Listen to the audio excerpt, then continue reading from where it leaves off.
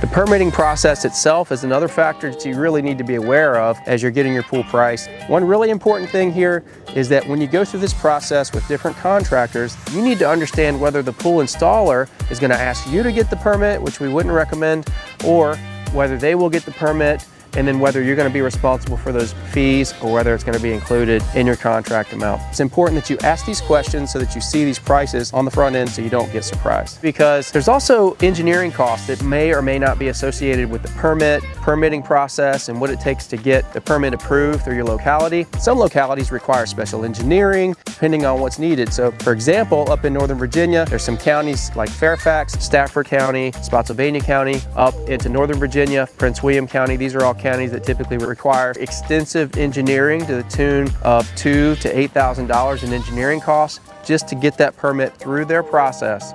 So that's something that you need to be familiar with as well, depending on your locality. But you need to know the answer to that question so that you can make a very informed decision, because that could make a $2,000 to $8,000 swing in your overall budget, depending on where you live. So if you'd like to find out how much a pool might cost in your backyard, we're going to help you understand the permits and regulations that are required by your locality and all the different variables that you might need to consider as you're thinking about getting an in-ground pool. We're always here to help you through this pricing process.